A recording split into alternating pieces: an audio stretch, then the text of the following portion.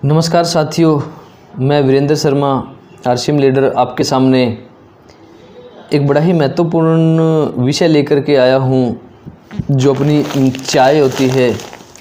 चाय हमारे खाने का दिनचर्या का एक बहुत ही महत्वपूर्ण पार्ट है। इसके बिना घर पे हम देखते हैं काम नहीं चलता है। विशेष तौर पे जब कोई मेहमान आते हैं उनके लिए ज़रूरत होती है। माताएं बहनें विशेष तौर पे इसको हर रोज़ प्रयोग करते हैं। चाय साथियों एक औषधीय चीज़ है, अगर ये प्योर हो, शुद्ध हो। तो मैं बताता हूँ साथियों, बाज़ार मार्केट में भी चाय आती है और अपने सिस्टम में आरसीएम में चाय आती है, उसमें और इसमें क्या फ़र्क है। साथियों, चाय जो बाज़ार मार्केट में भी आती है और अपने पास से भी आती है, दो तरीके से जो प्रोसेस होता है वो दो तरीके होते हैं। उसमें मैं बताता हूँ।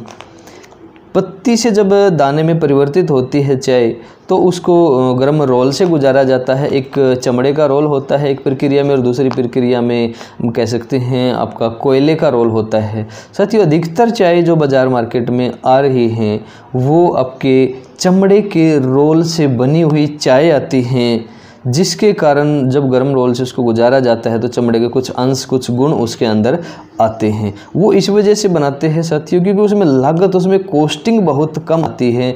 अगर कोयले की और चमड़े के रोल पे प्रोडक्शन की हम कंपैरिजन करें, जैसे कि एक घंटे में मान लेते हैं कोयले के रोल पे आपके 20 पैकेट बनते हैं, तो चमड़े के रोल पे हम उसी प्रक्रिया से 50 पैकेट तक बना सकते हैं। यानी कि उसमें प्रॉफिट बहुत होता है और लोगों को बहुत कम जानकारियाँ होती है इस प्रक्रिया की। इस कारण हम जो बाज़ार में सस्ती चाय होती है, हमारे को ये नहीं पता है कि किस प्रक्रिया से बन के आई है, उसी चाय को हम प्रयोग करते हैं।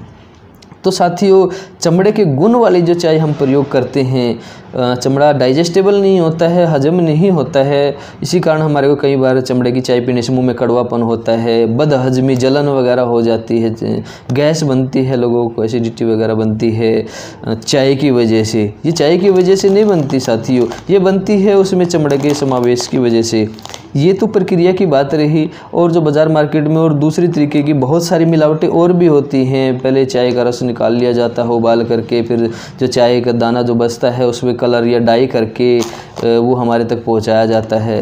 पिछले कुछ दिनों पहले कानपुर में एक चमड़े की मिलावट से बनी हुई चाय की पूरी फैक्ट्री पकड़ी गई थी साथियों।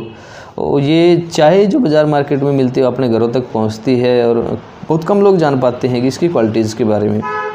साथियों, दूसरे टाइप की जो चाय जो प्रक्रिया से गुजर के आती है वो होती है कोयले के रोल से बनी हुई चाय, क्योंकि उसमें लागत आती है, इस वजह से तो महंगी हो सकती है थोड़ी बहुत वो चाय, लेकिन अपने स्वास्थ्य के लिए वो बड़ी गुणकारी होती है।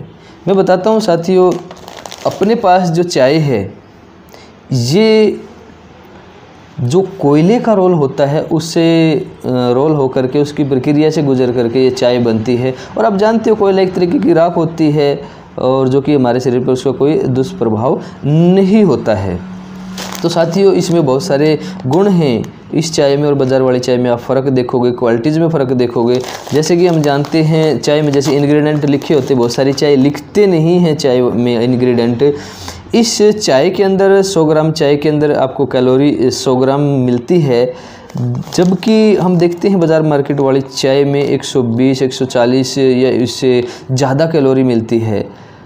प्रोटीन जो डेली रूटीन में हमारे को ज़रूरत होती है वो बहुत कम मात्रा में उसमें पाया जाता है। मैक्सिमम मैंने महसूस किया है 19 ग्राम तक प्रोटीन पर 100 ग्राम के हिसाब से पाया जाता है, और कार्बोहाइड्रेट 10 ग्राम के लगभग उसमें मिलता है। यानी कि जो शरीर में पहले से ही उपलब्ध जो चीज़ है वो ज़्यादा मात्रा में बाज़ार में मिलती है, और जो कम मात्रा में शरीर में है जो कि हमारे को चाहिए वो कम मात्रा में वहाँ पर दी जाती है। अब हम देखते हैं यहाँ पर 20 ग्राम तो प्रोटीन 100 ग्राम के में दिया जाता है और 4 ग्राम आपको कार्बोहाइड्रेट मिलता है। तो ये एक जो अपना डाइट प्लान है उसके हिसाब से भी फिट बैठती है।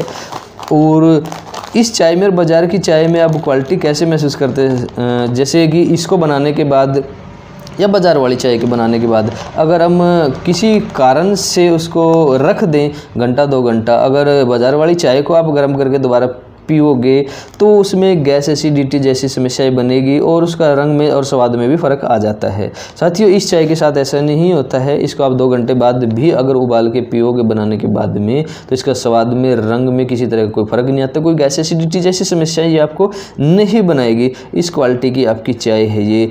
और बाज़ार वाली चाय आप देखते हैं साथियों, आपकी भूख मार देती है, उसको पीने के बाद भूख नहीं लगती। लेकिन ये आरसीएम की जियो इलाइट टी के नाम से जो चाय आपकी आती है, ये भूख नहीं मारेगी आपकी। तो साथियों, इस क्वालिटी की चाय, उसके बाद बात आती है रेट की।